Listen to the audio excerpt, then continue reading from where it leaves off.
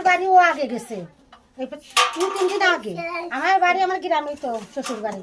ও আগে যাই এই মামুলটা ফোন দিছে, ফোন দিল ওখানে রয়েছে, আমার বাড়ি গেছে। আমার বাড়ি গেলি পরে একটু ঝামেলা করলো, বলে তো বাড়িতে আসছে। আসার পরে আমার ঘরে প্রায় সময় আসে, থাকে, আটা দেয়, আবার চলে যায়। তবে হচ্ছে গিয়ে একটা মেয়েকে এনে বাজেটা প্রস্তাব দেয়, ঠিক আছে। সে হচ্ছে আমার ননদ হয়, বলছে যে ওর সাথে আমার সম্পর্ক করাই দে বা শারীরিক সম্পর্ক করব, এটা বলছে। তাই আমি বলছি এটা আমি করে দিতে পারবো না, কারণ ওর সাথে এটা করে দেওয়া মানে আমার সাথে করে দেওয়া ঠিক আছে।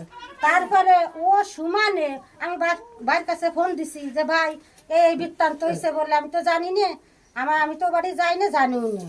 এর মাঝে ওই মহিলা আবার এক ছেলের সাথে কথা কইতো, কখনে ঘুরবার গেছে, কখনে কি আর বার গেছে, সে ওর নাম্বার বিলাকে ফেলাই থুইয়ে আমার নাম্বার দিছে, সেই ছেলেটা আমারে জ্বালাইতেছে।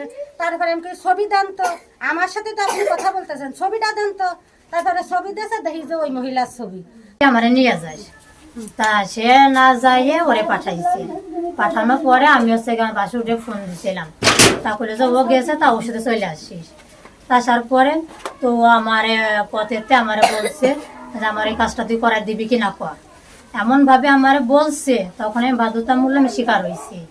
শিকার হয়ে আমি গতকালকে আমি রান্না বান্না করে খাওয়া দাওয়া করে আমি ঘরে হচ্ছে গিয়ে শুয়ে পড়ছি। আমি ঘরের দরজা খুলি নেই, ঘরে চলে যেতে পারে, এটা বুঝাই বলছি।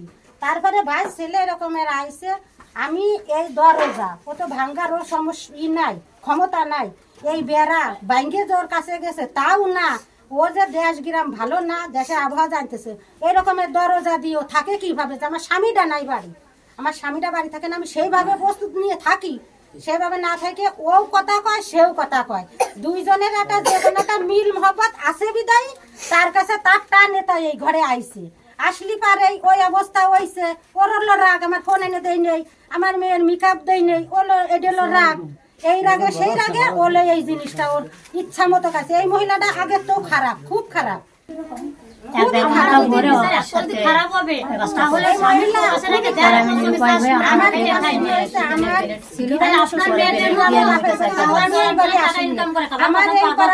শোনেন যে এই মহিলা